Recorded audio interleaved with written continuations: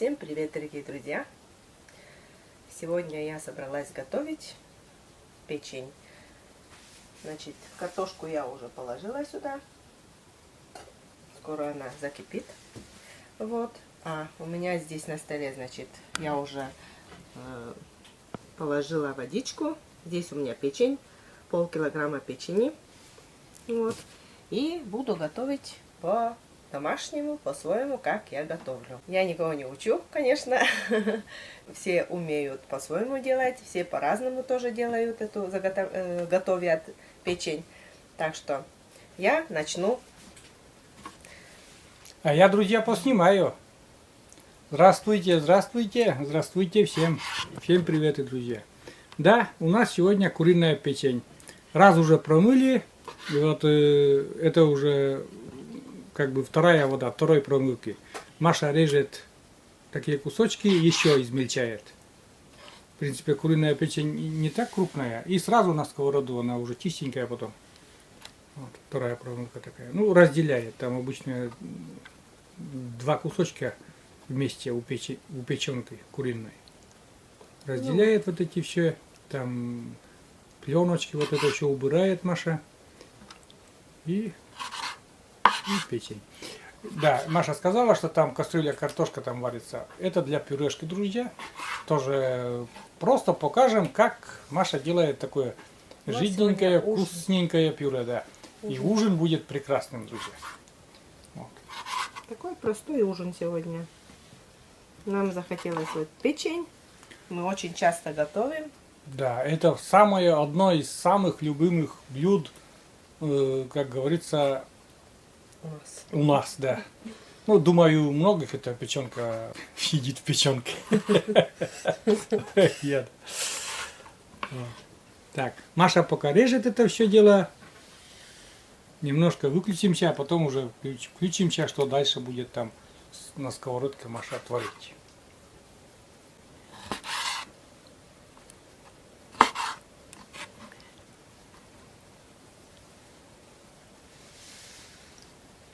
Да.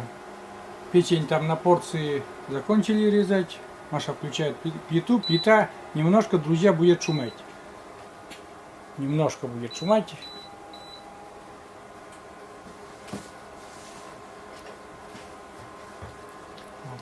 Ничего сюда Маша не добавила.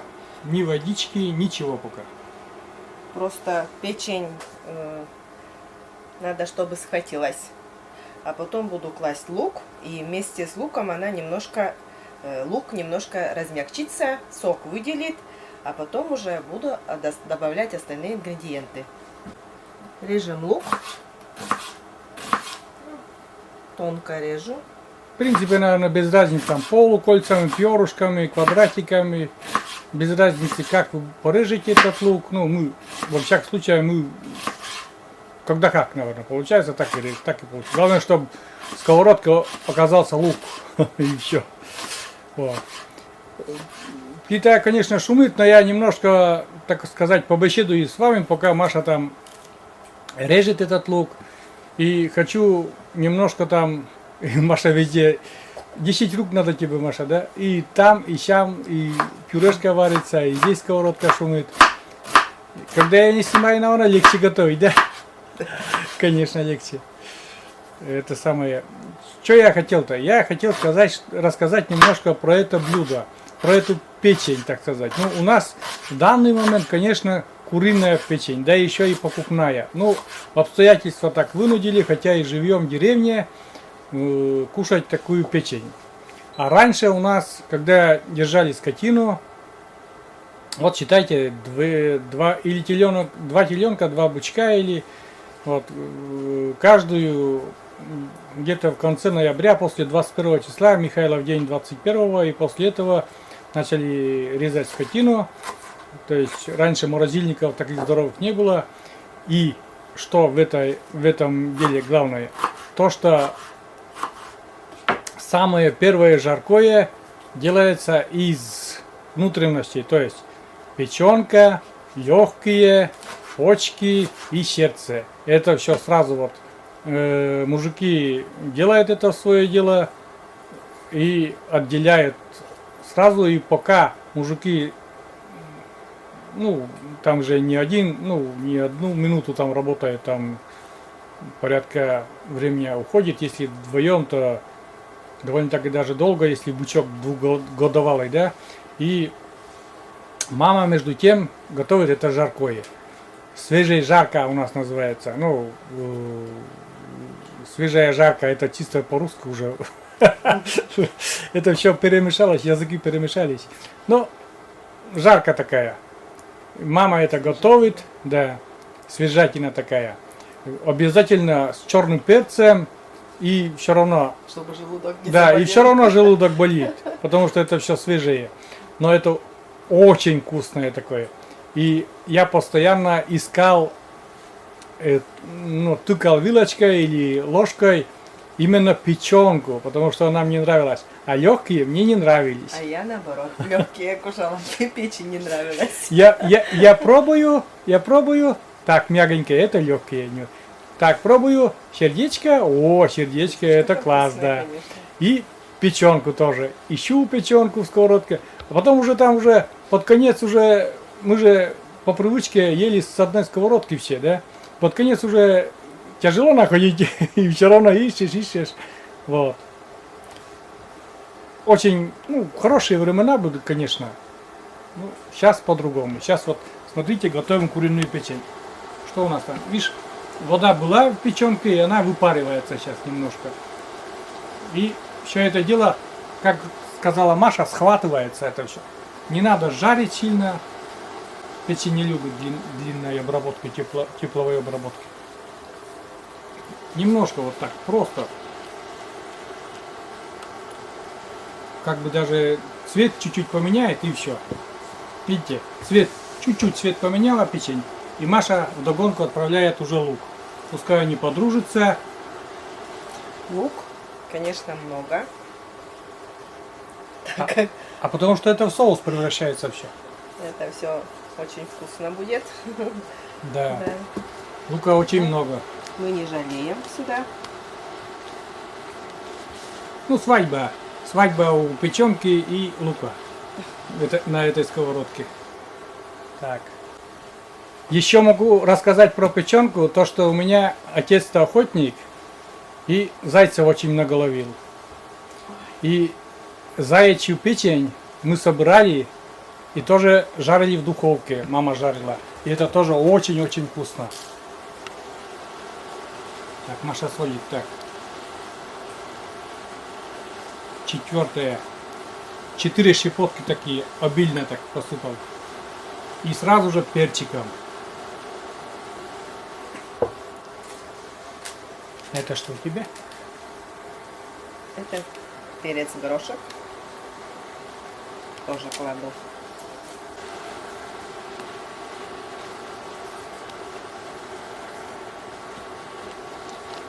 А тем временем я готовлю, я не знаю, как это назвать, конечно, но добавляю я сметану. Буду тушить потом в сметане. Так, 2 ложки сметаны. А, кстати, у нас печенки 500 грамм, полкило. Да. И 2 ложки сметаны положили. Значит, вот там у нас термопод, чайник, да, и чуть-чуть там водички. Ой, Ну, где-то, наверное, ложки 2, да? 3. почему? Чтобы наполовину печень была как бы... Покрыла печень, да? Да. Угу. Вот такая сметана разбавила немножко кипяченой водой, она такая жидненькая, чтобы становится.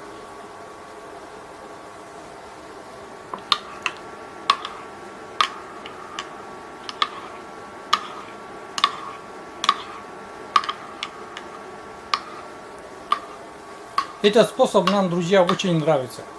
Очень. Вот. Много способов готовить печень. Очень много готовить. Ну, очень много способов есть, как приготовить печень вкусно. Но вот этот самый, как бы он не надоедает. Вот есть салат оливье, да, на каждый праздник, он почему-то не надоедает. 1000 салатов сделают, но все вернутся к оливье, да, к этому салату. Все равно. Селедка под шубой Да. то же самое. И Вот. также мы очень много печенья готовим по разным способам. Даже с яблоками и со всеми готовим. Но любим мы вот это. Обожаем просто такую печенку. Ну, как Маша готовит. Да. Самая лучшая. Наш рецепт самый лучший для нас. Ну как бы ни у кого не взяли этот рецепт на вооружение, а именно вот как готовили наши мамы, и Маша тоже так готовит. Сюда добавляю немножко масла растительного. Ну буквально прошло, друзья, минут 5, не больше. И поливаю сметанным, можно сказать, соусом. Так, еще немножко водички сюда. Маше показалось мало, видите, там не Нет, покрыла. просто стакан это не поместилось. А, Вот. И все. А теперь Ну вот смотрите, друзья, насколько покрылась наша печень вот этой жижкой такой. Сметанным соусом. это как будет и подлива, и печень в соусе. Очень вкусно. Угу. И после еще вот немножко 10 минут у нас это протушится, да, и потом уже добавим сливочное масло еще сюда.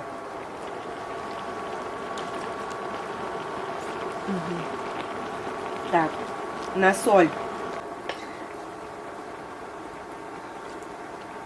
Самый раз. Не надо уже засаливать. 4 щепотки. Да. Чтобы активность кипения убралась.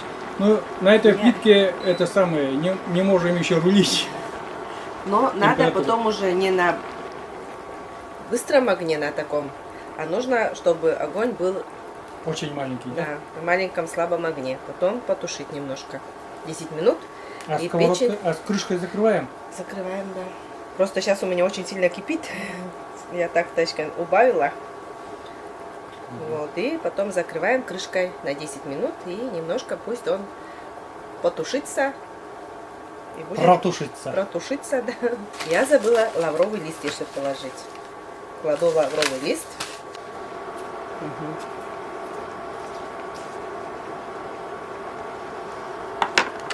Один листик достаточно. Ну, некоторые, конечно, любят, чтобы побольше лаврового листа было, ну, Да, я таких не знаю. потому Я что... таких не знаю вообще, что много кто-то любил лавровый лист. Почему? Потому что в супы, например, я смотрю, да, на видео кладут по 3, по 4 штуки. Там вообще, наверное, потом получается только лавровый лист, ты кушаешь вкус лаврового листа. Я Нет, так мы не считаю. любим, мы не любим. Вот. А я кладу немножечко, чтобы был вкус такой. Есть, но не очень, чтобы сильно было. Закрываем крышкой.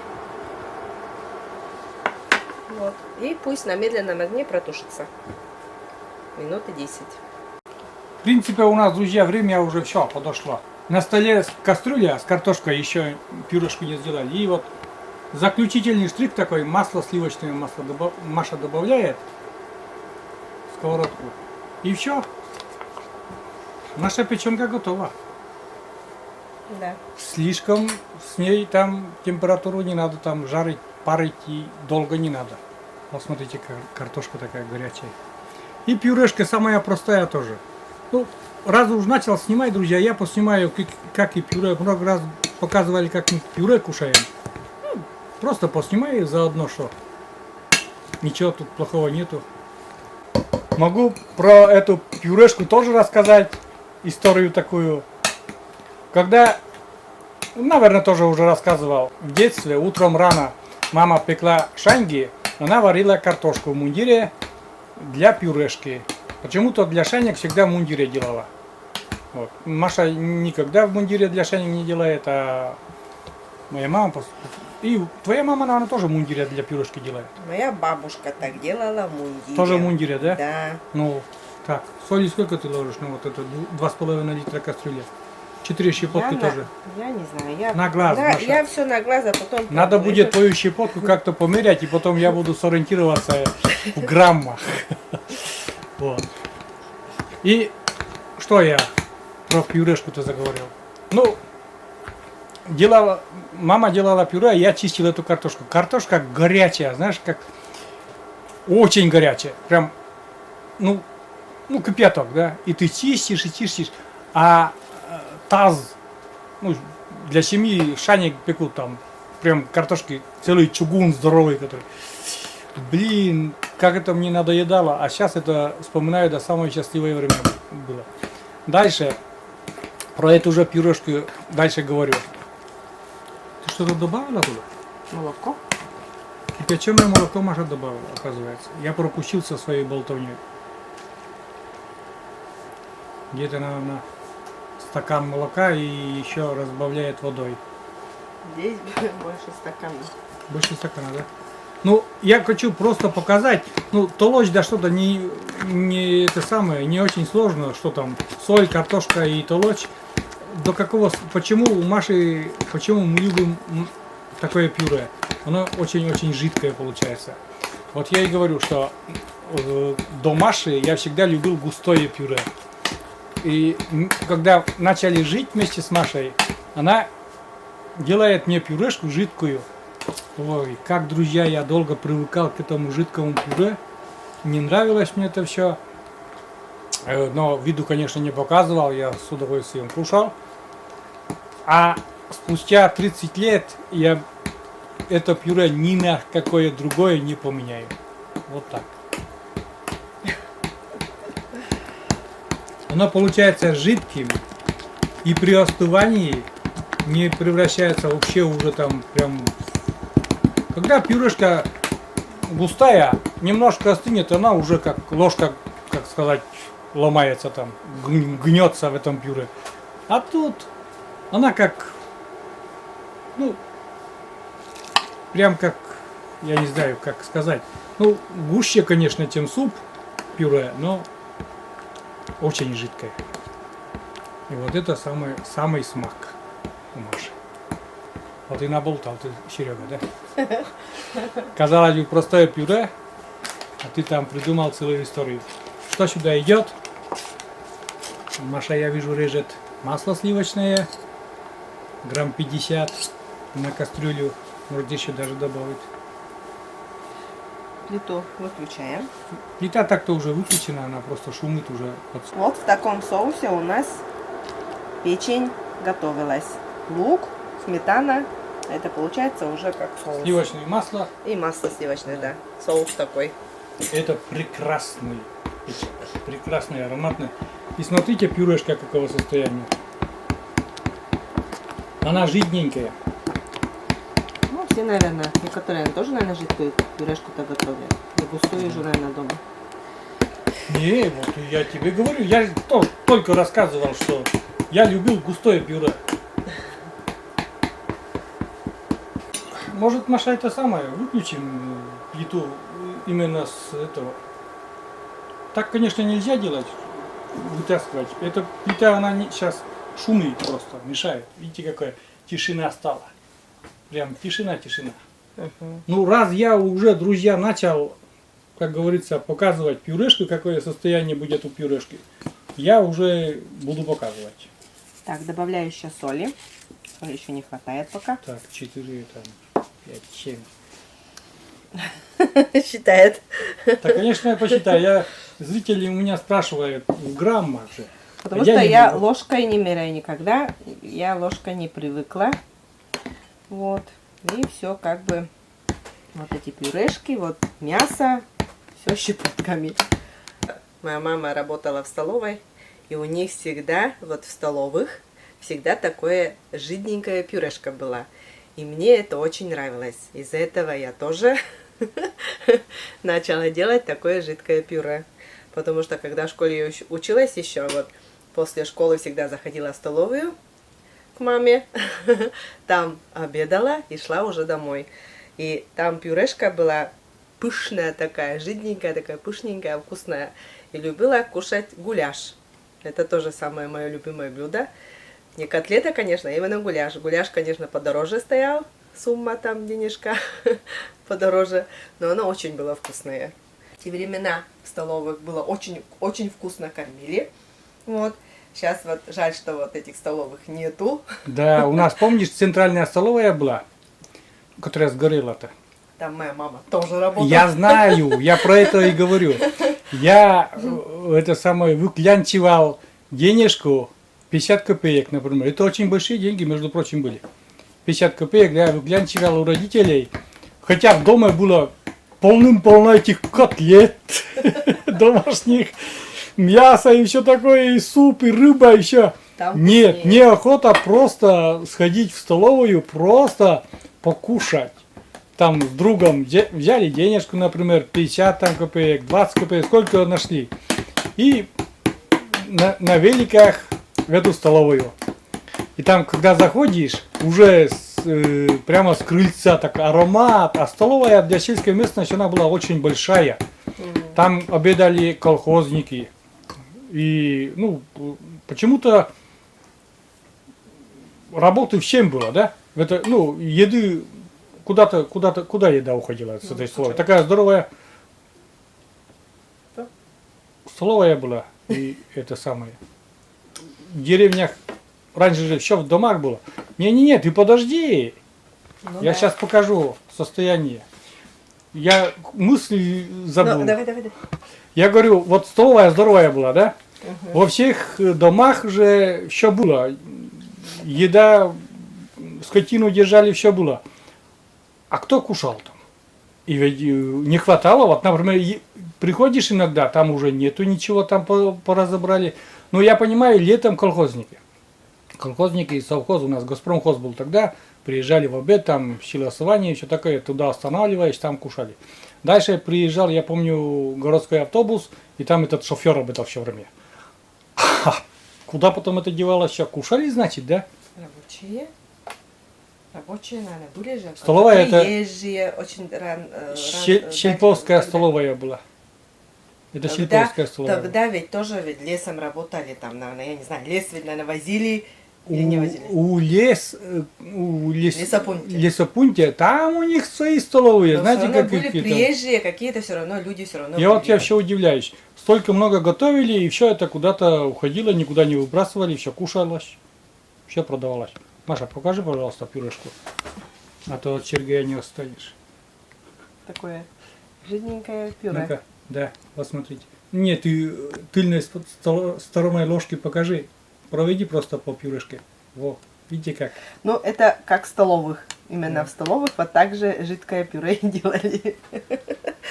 Ух ты, вкусняшка от Маши. Я прям вот... Это стояло на плите там. Я когда как заходила к маме, там на подаче плита стояла, где супы, где второе, все на плите. И вот пюре такое жидненькое, и гуляш, и вообще так классно, так вкусно все было. Это все хорошо, что мы сейчас вспоминаем это с радостью и с любовью, конечно. Что нам зрители скажут, что вы тут устроили с печенки из пюре обычного. Ну, что есть, то есть. У нас канал, друзья, Воспоминания. общение, воспоминания. Ну, в принципе, у нас все. Печенка Готова, пюрешка готова. Пюрешка Щас готова. будем Маша ужинать. улыбается. Будем Будем ужинать. Все. Кладем пюрешку. Добрались, друзья, до ужина. То со своей болтовней никак не могли начать ужин. Простой ужин. Самый вкусный. Деревенский. Знаете, друзья, это просто сказка. Печенка. Все горячее. С пылу с жару, как говорится. Видите, лук там, ну, почти его нету, он превратился в основном в соус так. И вместо подливы тоже будет так, это все дело. Знаете как? Ароматно, прям вот, ну ароматно. Что тут скажешь? Хлебушек, смотрите какой.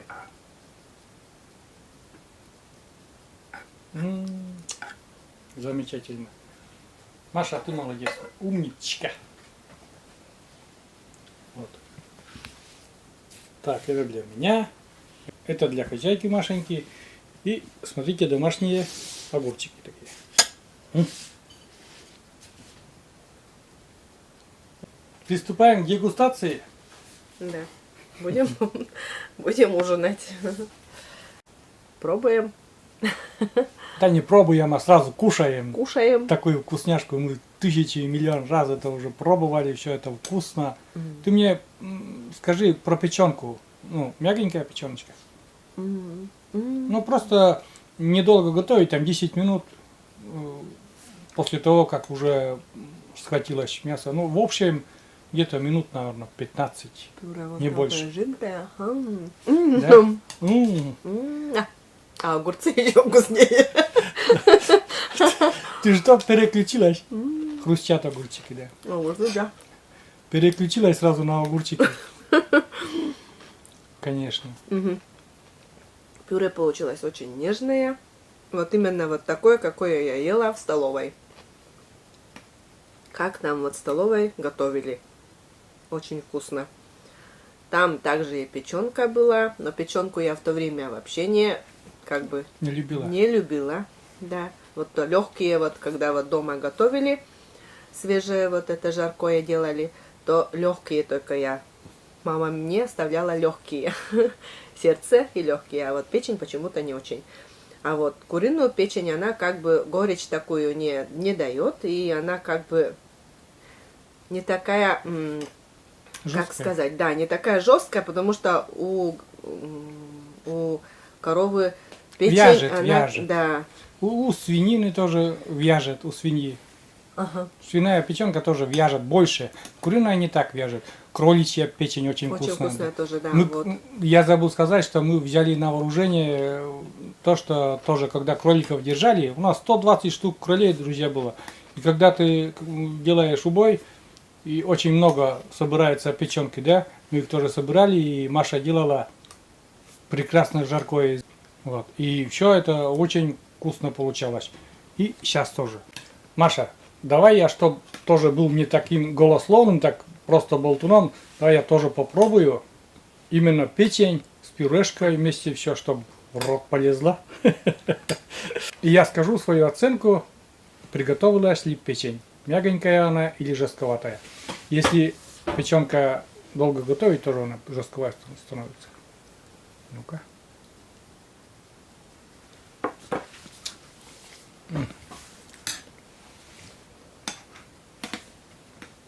Да кто бы сомневался, она прям печенку можно без зубов вообще есть. Она такая мягенькая. Вот еще бы, наверное, когда много, раньше мы тоже немножко иногда передержим, например, да, и печенка жестковатая становится. А тут вообще она как будто тает во рту. И это вот этот сок, который лук превратился в сок, и сметанный соус такой, замечательно. Вот. Ну, друзья, наболтался я, конечно, сегодня вдоволь. На 2 передачи хватит, наверное. И будем заканчивать, конечно. Готовьте так. Мы же не учим это, вот, как говорится, садитесь, пожалуйста, возьмите ручки и тетрадки и пишите наш рецепт. Мы просто показываем, думаю, все это прекрасно знают, а вот нам хотелось показать просто, как мы готовим самое вкуснейшее блюдо нашей семьи. И я бы сказал, эту печенку коронным блюдом Машеньки. Вообще, печенка получается прямо пальчиков берешь. Я вам честно говорю. Делайте так. Если вот готовите по-другому, делайте так. Ну, давайте будем заканчивать. А я буду приступать потом к ужину уже за кадром. В кадре уже не буду ужинать. Меня ждет. Все вкусненькое. Всем пока, друзья. До новых вкусных рассветов. Добрых рассветов. Пускай у вас все будет хорошо и вкусненько. Заходите на наш канал. Посидите вместе с нами на нашей кухне. И мы будем довольны. И думаю, вам тоже не придется скучать. Всем пока. Пока-пока. До новых встреч на нашем канале. А ты сегодня оценку не сказала? Что сказать? Оценку приняли. Вкусно, вкусно. Ой, девчонки. Правда вкусно. Ну.